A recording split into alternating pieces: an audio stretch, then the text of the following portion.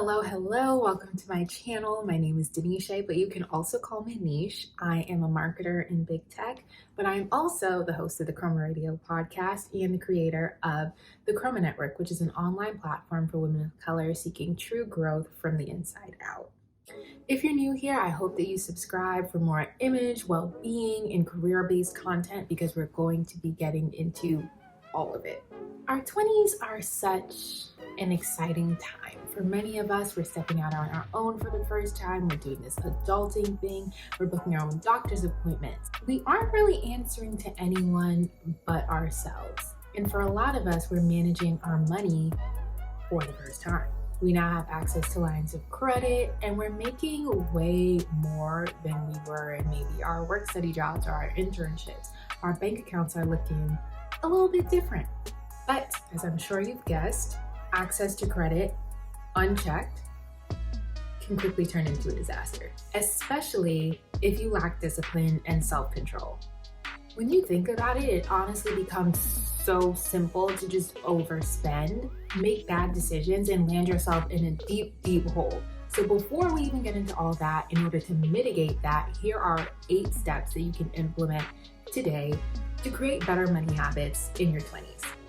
I genuinely think that these are steps that are easy to implement and can really get you on track to having a healthy financial future. What I've come to realize is that the earlier you start thinking about these things and finding ways to implement them, the easier it is and the more beneficial it will be in the long run. And the great thing is that these don't have to be drastic steps. Again, these are really simple things that you can start doing as soon as possible. Disclaimer, I am not a financial guru. These are just my personal thoughts based on my own experiences. So obviously you should talk to a licensed professional, a financial advisor, before you take any of these steps. So my first tip is to set financial priorities. So start thinking about what's important to you right now.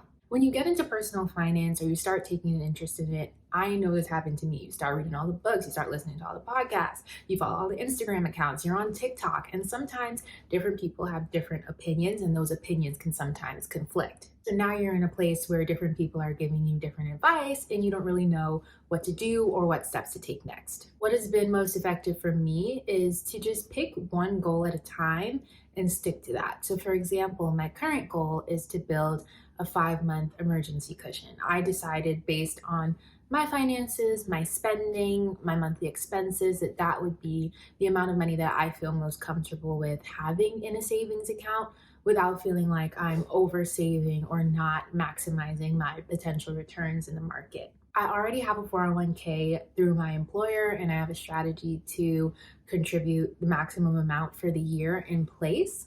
So once I complete that goal, then hey, maybe I'll move on to opening up a Roth IRA and figuring out how to maximize that. And then once that's done, I'll move on to the next goal. This way, I'm not bending over backwards trying to calculate how much I need to save or how much I need to contribute for X account. I can simply just transfer the amounts that I was saving to the IRA, the Roth IRA, and then to the additional maybe brokerage account that I decide to open up after if I contribute up to the maximum before the year ends.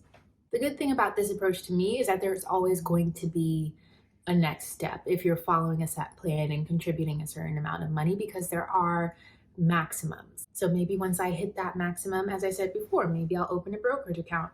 Maybe I'll start saving up for school. Who knows? But the point is you just want to pick one thing to focus on so that you're not putting so much pressure on yourself to accomplish a million things at once, because I really do think that that's when you kind of start to feel like you're not doing enough or you're not seeing any progress. It's because you have your attention divided across so many different areas. So pick one thing, zero in on that until you accomplish it, and then move on to the next thing. But caveat, if you do have a fully funded emergency fund, maybe that means 3 to 6 months of expenses based on your circumstances. Again, personal finance is very personal, so it depends on your personal circumstances. It's not necessarily a matter of how much you're contributing, but when you start, that's going to make the difference. Hope that's clear.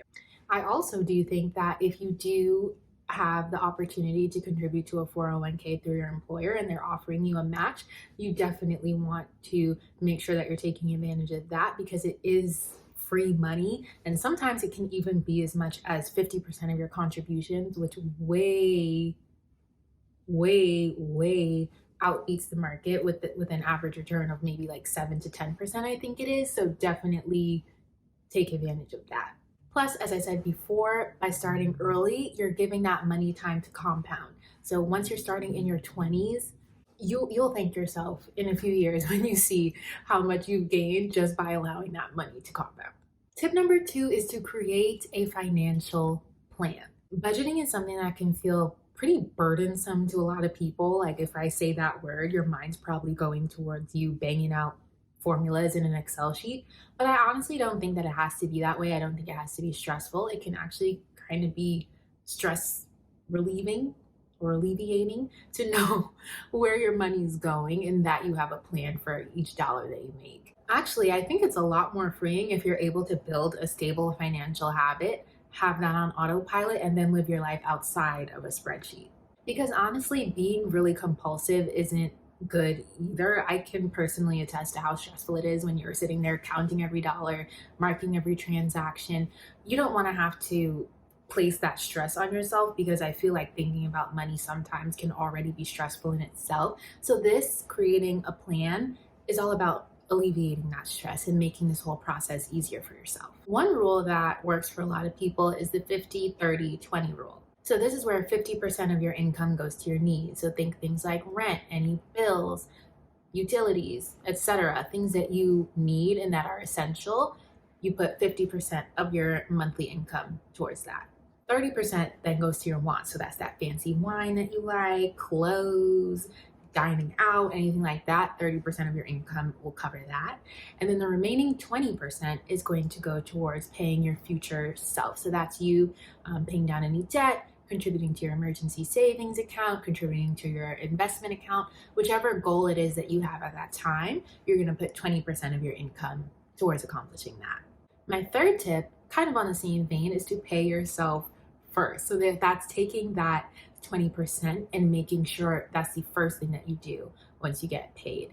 Giving yourself a payday, something that's going to benefit you in the future. And I've heard this advice many times, but to me, the easiest way to do this is through automation. So I personally think it's a great idea to open up a high yield savings account. So I use Marcus by Goldman Sachs. I'll leave a link in the description so that you can check that out. But what a high yield savings account is that it basically gives you a higher interest rate than your standard bank account would, which usually is super low, like 0%. I mean, the interest rate's going to vary depending on the market. Right now, it's not that high. I think it's about 0.5 to 0.7%, but that's still better than zero, and you're still collecting some interest. So in a way, that's kind of like passive income for you. So I think it's a good idea to put your money there instead of a standard savings account with 0% interest. But the reason why I say automate versus making manual transfers is that it makes the whole process easier for you. It makes it more mindless because you don't even really have to think about it at that point. You just pick the amount that you know that you can save. Maybe that's that 20% that we discussed earlier. And you set that up to maybe match your payday. So on a bi-weekly basis or however often you get paid, you know that that amount's going to come out of your account and go into that savings account where you can't touch it. And that's just going to be there for you in case of emergency, or if there's a specific goal that you're saving towards, that money's going to go there automatically. You didn't even have to think about it. And over time, you're just going to see that account growing, and then you're going to feel like, okay, like I'm actually doing something here. So I think automation is the key. And that's especially important because I think when you make saving your last priority, it makes it very easy to overspend because maybe you're going out to brunch and you're like, oh, I have $200 left in that account. Bam, I could spend. But really, that was for your savings. You weren't supposed to spend that money. You know what I mean? So when you see it there, you're like, okay, I have it. I can spend it. When in reality, you probably hit your spending threshold and that money is not supposed to be spent. So by taking that away through automation, you eliminate that possibility. You can't spend money that's not there. And I know that it can feel discouraging because you're like, I have this money, why wouldn't I spend it? But the way I like to think about it is you worked hard. I worked hard. We all worked hard. So why not give ourselves the gift of an emergency cushion or a future payday from dividends from those investments that you made. I think that you will thank yourself if something ever comes up and you randomly need money. That way you're not shelling it out of your checking account, or you're not going into debt, taking out loans, because you already have that money set aside. So I think if you just like reframe your thinking surrounding this, you'll start to see the benefit in it. Number 4 is a quote I love, which is, you can afford anything, but not everything. When you break it down, this is honestly so true. So think about it. Say you live at home and you make $2,000 a month. Let's go extreme here and say that in that month you spent $1,200 on a bag, $600 on some shoes, and then $200 dining out with your friends. Okay, lavish month. But then maybe in a week or two, you want to get your nails done. You will quickly see that you cannot accomplish that without overspending or going into credit card debt. Even though that might seem like a small amount, you definitely do want to avoid doing that. So instead, what do? You pick the areas that are most important to you that you can comfortably afford to spend on, and then you cut down on everything else. You're going to evaluate your spending and see where you can have that flexibility to cut back versus trying to do every single thing every single month. You can't be everywhere at once. You can't do everything at once. So pick what's most important to you. And that can vary based on the time, based on the month, based on what events you have going on. You can pick that, but pick the things that you're going to be spending on in that period and figure out where you kind of need to scale back. And that goes into my next tip, which is a concept that I learned in Ramit Sethi's book, I Will Teach You to Be Rich. He basically asks, what is something that you care about and you will spend on without sacrificing on it? After you figure that out, don't let anyone make you feel bad or talk you out of spending on that thing. You will spend on that thing without guilt, without sacrifice, but you will minimize and you will cut down on everything else. So for some people, especially my New Yorkers or big city folks, maybe that means that you are not going to be seen on the train or any form of public transportation. So you're always going to be in an Uber. But knowing that you're going to be spending that much on Uber, maybe you're going to sacrifice dining out. Or maybe that means you're going to downsize on your apartment or get a few roommates to cut costs there. That way you still have a place to live, but now you can afford your preferred mode of transportation. For me, I knew I didn't necessarily want to have roommates, but where do I cut back? On shopping. I now make an effort to really look inside of my closet and see what I have and that I can put together before going out and going on a shopping spree, even though I love clothes. So sometimes it hurts, but it's for the best because I have the thing that I prioritize and really value in my life, which is personal space and peace. The point is, you can enjoy your life and you can enjoy your money by simply identifying the things that you care about and not letting anyone guilt trip you out of spending on it. As long as you're managing your spending in other areas and making sure that you're not going on out of control and that you have that upper limit for yourself, it really is okay because you aren't exceeding your limit and you still have space to save. I also think that ties into just having good discernment and good decision-making skills, but that's a discussion for another video. My 6th tip is to find your money tracking love language. So whether that means creating a budget, tracking your spending, or even creating separate accounts for separate purposes. And that just goes back to the feeling of budgeting or the concept of managing your money feeling really stressful and daunting or stereotypically being viewed that way. You want to find the thing that feels the easiest to you, that makes you feel comfortable and that you can stick to and that you can track on a consistent basis. Figure out what method that is and continue to use that. If it's working for you, you don't have to do what everyone else is doing just because it sounds right or they make it sound like that's the only way. There are multiple ways that you can manage your money. You just have to find what feels best for you. Personally, as I said before, I think automation is really the key to life. So that's something that I implement. I've made sure that my direct deposit, certain amounts get allocated to certain accounts, and then those accounts I have scheduled withdrawals for my savings. So that makes it really easy for me. I think that when you're able to outsource things or automate things, you'll see that you have more free time. versus like mulling over those small details. And it just makes it easier for me, but that might not work for everyone. Some people prefer to just have one account and then create a budget that they know they're going to spend X amount in X category. For me, that feels a little bit complicated, so it's not something that I do. But there are also some tips, tricks, and apps that you can use to make all of that feel a bit easier. One that I know of is Tiller, which is a browser extension that you sync to all of your accounts. It's gonna pull in all of your transactions and drop that into a spreadsheet where you can categorize it, or I believe it categorizes it for you. And then you can kind of create that template that you want to inside of Google Sheets, for example. You can buy a really pretty one on Etsy, like I think it's called My Wealth Diaries. I'll link it below, but you can find really nice ones that are really nice to look at, and Tiller will put in the data points and those numbers for you. You can also use apps. So there's Truebill, there's Mint, or what I'm currently using is my favorite is Copilot. I really like Copilot because it allows you to track and pace your spending. So it will show you a chart for how much you should be spending based on what point in the month it is and how over budget you are or under budget you are. It allows you to reallocate your budget. So if there are certain areas where you may be spending more on during the month, you can kind of reallocate those funds or change the amounts that you allocate to each one so that you're not going over budget. But it just accounts for what you're doing more of and what you're doing less of. I personally think it just makes everything mindless. You can track your net worth. It has a lot of great features. So I really recommend Copilot. And I'll also link that below. All of these apps and websites I'll link so that you can check them out and see which one would be best for you. Bottom line is pick the thing that feels most comfortable for you. You're picking a financial plan of action and you are sticking to it no matter what anyone else says. If that thing is working for you, you're going to ride it out until you find something that works better for you. Whether that means you're going to use Copilot, you're going to use that chart to make sure you're on pace with your spending for the month, or you're going to log all of your transactions into a spreadsheet. It doesn't matter, but you're going to pick the thing that you can go back to, whether it's on a daily basis, weekly basis, monthly basis, what have you.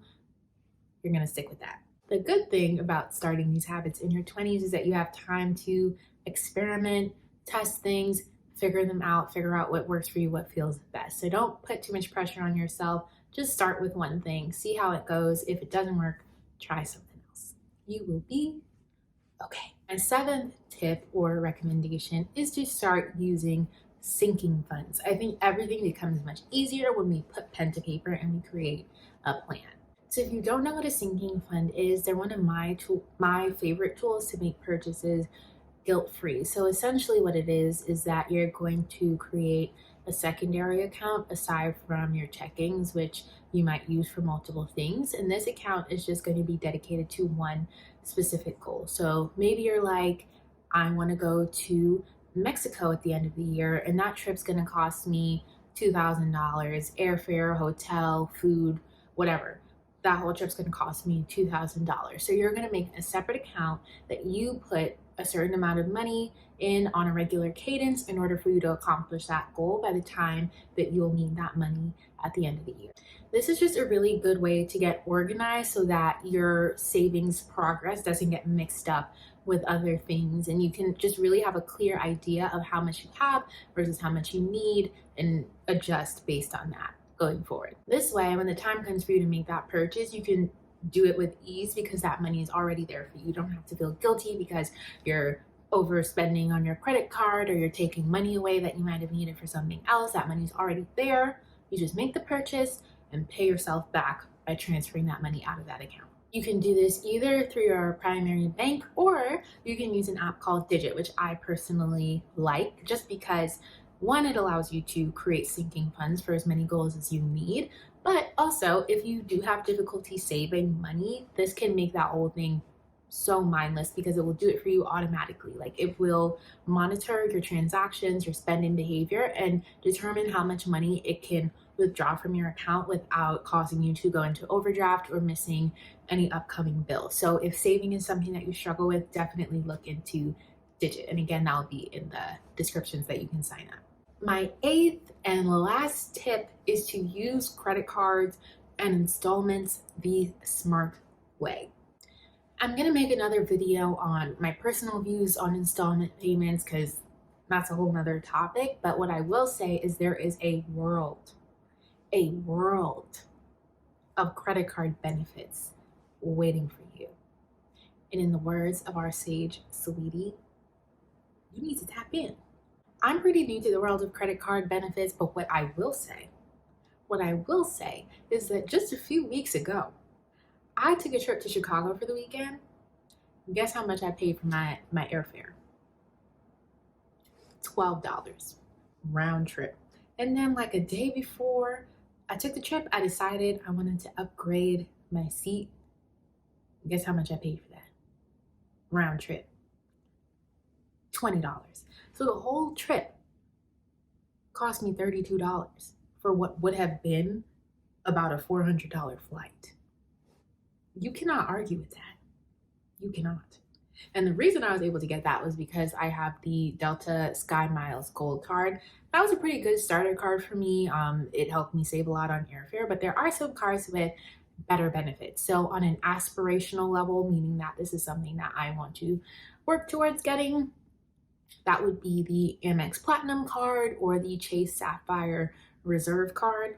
But one that's a bit more accessible, which I have kind of switched over to, is the Chase Sapphire Preferred card. They currently have a $100,000 sign-up bonus if you spend $4,000 in the first 3 months, which sounds kind of hard, but you'll probably end up doing that somehow, some way. I don't know. You'll figure it out because you're going to want that 100,000 points benefit, because it kind of equates to, I believe it's about $1,200 in travel rewards. So yeah, that's a lot. Like that can get you really good seats on a flight. That can get you multiple days of hotel stay. That's a lot of points. So you're going to want to look into that. And that will also be in the description if you need the link. The reason why I say start with the preferred if you're new to this is because it has a lower annual fee. So it's $95 versus the reserve, which is multiple hundreds of dollars.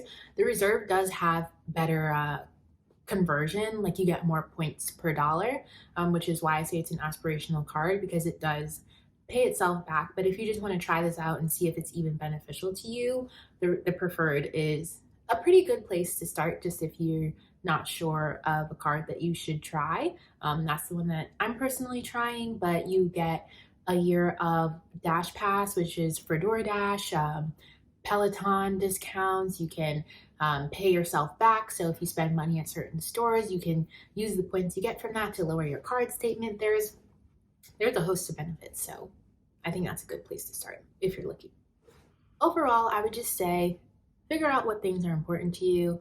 For some people, that might be travel. I know it is for me. I would love to save money on travel so I could travel more, but for other people, that might be cash back. So just figure that out and then pick the card that's going to make that thing easiest for you. But again, do not spend more than you can afford to pay back in a statement period. So figure all of that out before you get a credit card, especially if you have trouble with overspending, because credit card debt is just vicious. Like that APR, that interest rate is not, I'm not playing with that. So if you want to, go ahead by all means, but me, I will not be doing that. So make sure you're on top of that before you sign up for a credit card. But those are my 8 tips. Thank you for tuning into today's video. I hope that you were able to take away some good tips for getting started and building healthy money habits in your 20s. Again, these are just some of the things that I've been implementing, and I'll probably make more iterations of these videos as I discover new things and try new things and see what works for me as I continue to grow in my little money journey. I'm not a financial guru, but these are the things that have been helping me tremendously so far. I love learning about personal finance, and I definitely want to help as many young women of color on their financial journeys as I can. So while I learn, I will share, and that's the purpose of this channel, right? But if there were any tips that stood out to you or that were really helpful to you, please just leave a comment and let me know. I'd love to discuss. Or if there are any tips that are helpful to you that maybe I didn't mention, feel free to share that as well, because I love to learn more tips on personal finance. So definitely feel free to share that. If you want to dive deeper into your personal development journey, especially as it relates to career, mindset, or image, so that's anything fashion and beauty related, you definitely want to visit thechromanetwork.com. That is my online platform. There are a ton of articles posted there, lots of great resources that you can dive into. And you can also subscribe to the Chroma Radio podcast. So I post some solo episodes there, and I also post interviews with women of color across various industries, sharing their gems, their tips, their experiences. So those will be some great resources to get you started there. But thank you, and I'll see you in the next video.